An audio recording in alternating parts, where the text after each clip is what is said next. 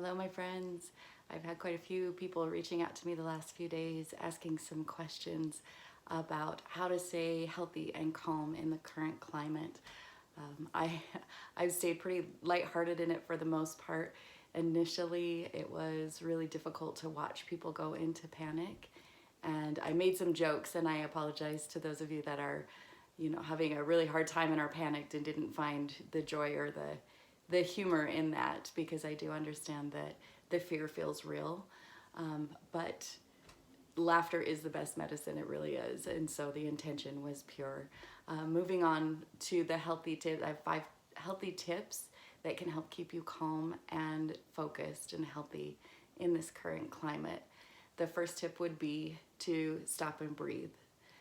Prana is what they call it in yoga, and it's life. Breath is life. If you stop breathing, you're dead. So that's pretty logical. Everybody knows that. But we don't notice when we go into that space of fear that typically we stop breathing. We're not actually, as a culture, we're not deep breathing on the regular, which is part of why our bodies have responded the way that they have to the lifestyle that we lead now. That we have glorified being busy and running around and not really stopping and slowing down and self-care. That is actually the most beautiful thing about what's going on now, is Mother Earth has forced us to slow down, because we don't want to give each other this disease or whatever that looks like. And so this is a really good time to stop and practice breathing. If you find yourself in that space of fear and you feel like you're moving really fast and you don't know what to do, the way to take your own power back is to breathe. Take a moment and stop. Take a really deep breath in, hold it for a couple of seconds, breathe out. Do that a few times, and then ask yourself this one question. This always seems to help me. Are you safe? If you look outside, it looks like we're not safe. We're not safe around the people that we're with. We're not safe touching anything.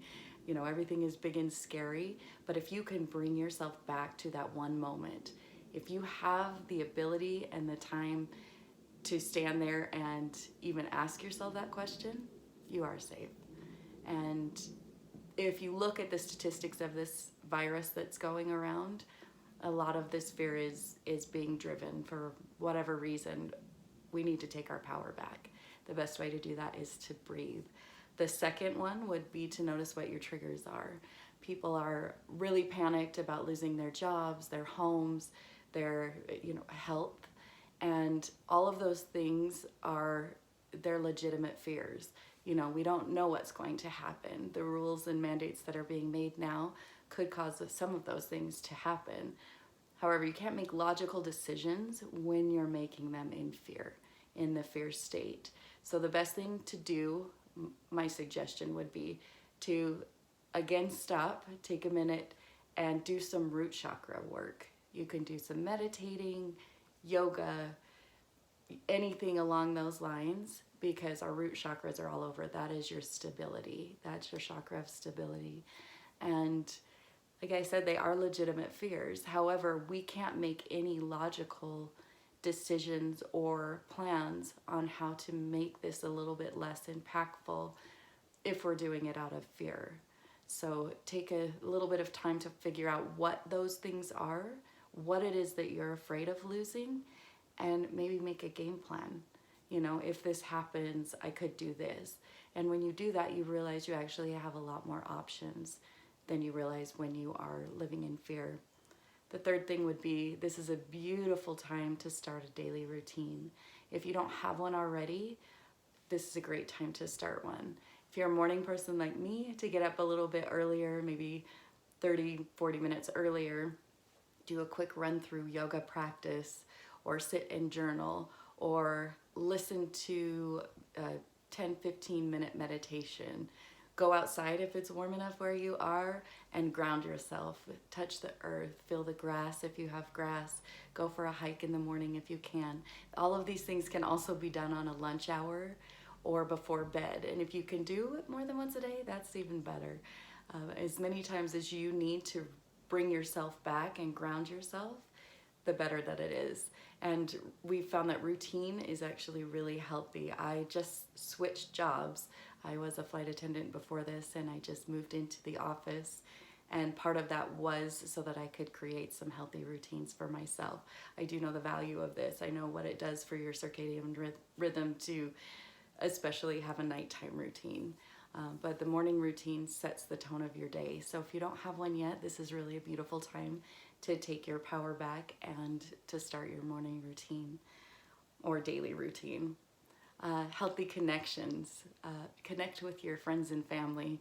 If you're nervous or worried about going to their homes or, connecting in person, phone calls are fine. We have Skype. We have so many ways of still connecting and having healthy connections and remembering that bond. We are all connected and we're all one on this planet. And if we are engaging in healthy connections, that just raises the frequency and the vibration of the planet, and it's actually a very beautiful gift that we can give each other. On the same note, if there are people that aren't working or people that are triggering your fears, being triggered is not a bad thing. It actually shows us the places where we have wounds that need to be healed. But at this time, we have enough going on that we don't actually need to be engaging with people that are triggering us. So if there are toxic relationships, and that doesn't mean that one person's toxic in the other, what it means is you're toxic to each other. So if it's a toxic relationship, now is the time to let it outflow. I know that seems scary. We want to hold on to those things because they seem familiar. But if it's something that is really not serving your best good, then in truth, it's probably not serving their best good either. If we're not able to be the best version of ourselves in that situation, we're not doing them any favors by staying. So, and I know the ego likes to go into all kinds of excuses about that. Believe me, I am very well aware of that. I've done it for a very long time. But I've noticed, especially in the last few weeks, a lot of outflow of old energy and inflow of new energy. And knowing what I know now, I actually am very grateful for that and what that looks like. I appreciate when I can see that it's time for me to personally level up. And sometimes that means letting things that aren't working anymore go. So it's a very beautiful time for us to outflow the old and inflow the new. If you have just mostly healthy relationships, that's even easier. And I think that's fantastic. Really make sure that you're connecting. Maybe check in with people you haven't checked in with for a while. We really have slowed down and have a lot more time, it feels like. And so to utilize that time in connection is really important. Number 5 would be find what increases your joy. Laughter really is the best medicine. Fear is very damaging to your immune system. It really is. Those hormones wreak havoc on your cells, and it does a lot of damage. Your body has to compensate for those hormones, and it causes really a lot of problems.